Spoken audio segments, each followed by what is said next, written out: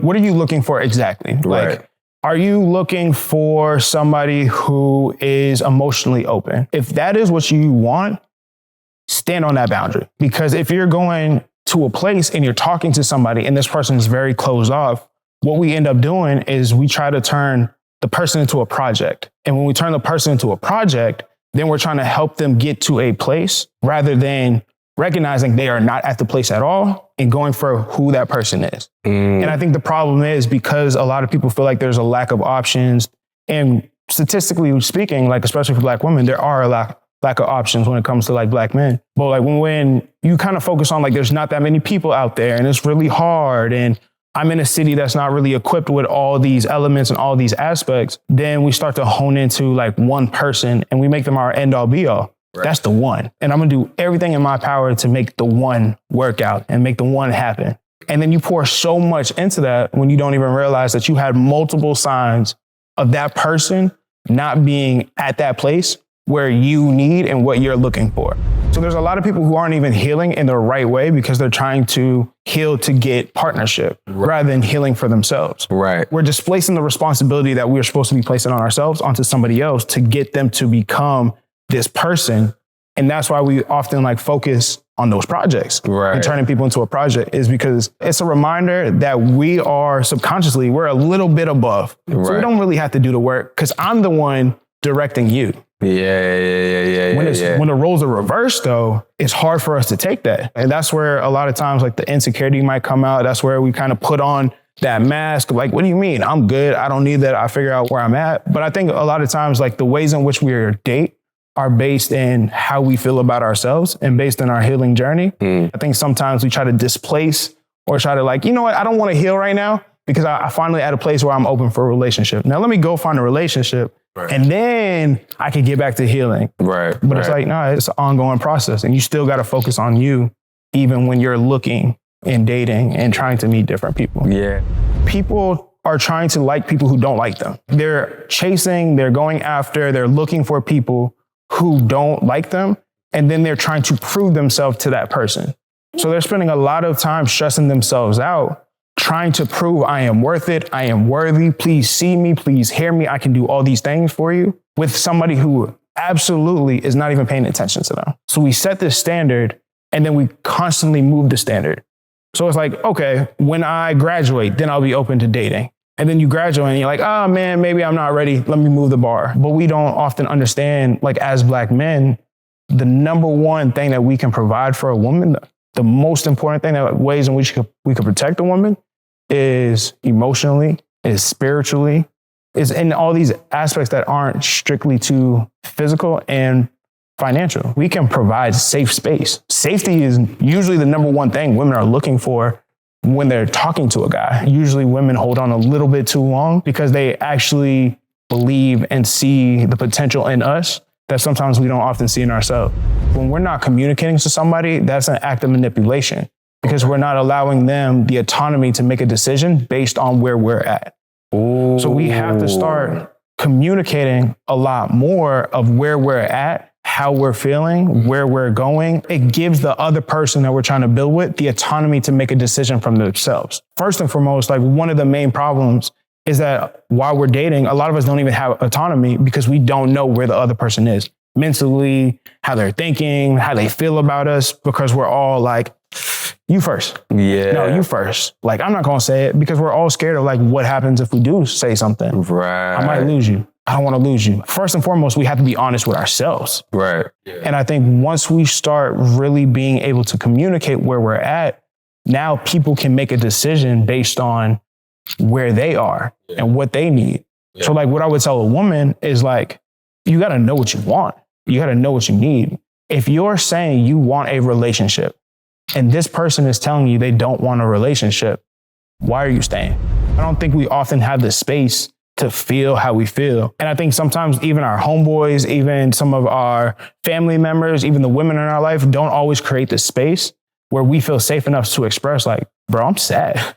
Like, yo, this hurt. You know what I mean? I think dating is one of those arenas where it's just kind of like, men are supposed to be like the chasers, the guys, the hella options. You're going to figure everything out and you know everything. We are just as much emotional as women are. Yeah.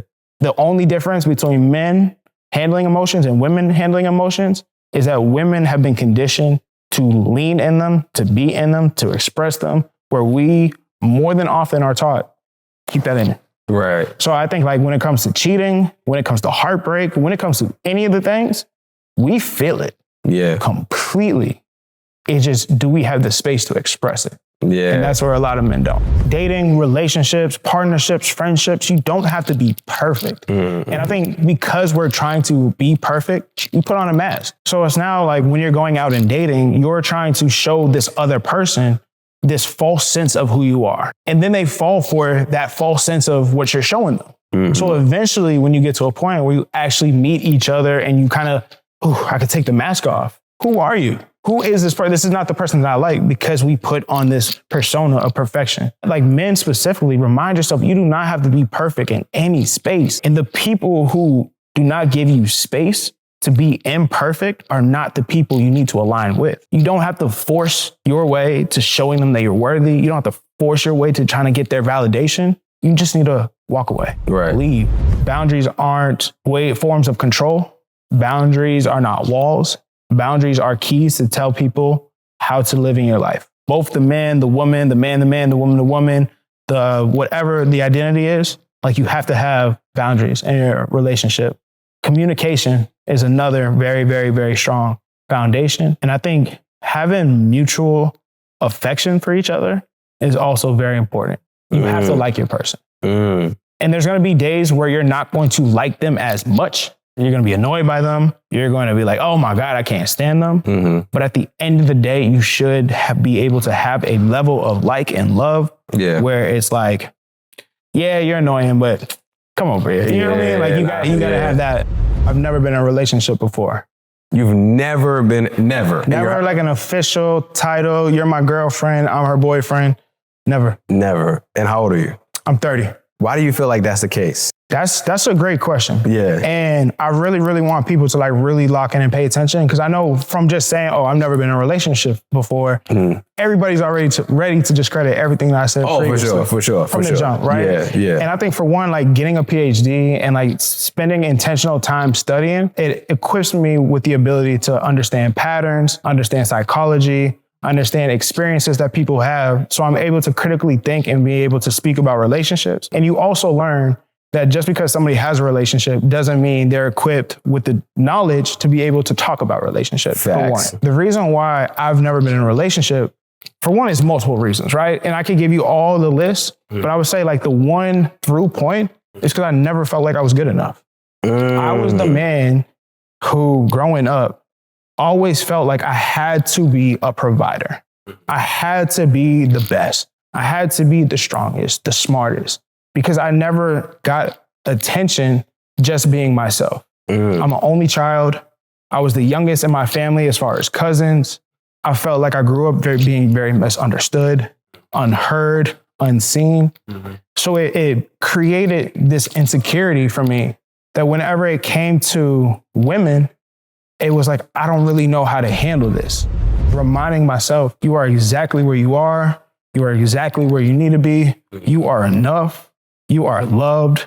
You are desirable. You are lovable. I'm reminding myself constantly, that's like, bro, you are okay. Yeah. You're good. Yeah. Bro, you about to have a PhD at 30 and you're a black man? Yeah, you're worried after all the stuff you did? But in my mind, it's hard for me to always see that, because it's like, I'm not where I want. Right. I'm not there yet. So I think to answer the question, I feel like that's what I'm healing from, is like really giving myself the space to just be and to live and be okay with, I don't have it all figured out right now. Right. But I don't have to have it all figured out to be worthy, because I'm worthy right now. Yo, to the black man who's struggling right now, I want you to know, especially if you're feeling broken right now, one of my tattoos is a broken crayon. And it's my daily reminder that even a broken crayon can still color. So although you might feel broken right now, it doesn't take away from your greatness. It doesn't take away from your ability to achieve, your ability to dream, your ability to love. You are still very lovable. You are still very worthy. You still can create ultimate masterpiece of whatever you want your life to look like, to shape, to be. So just understand that this right now is a low moment, but it's just that, it's a moment.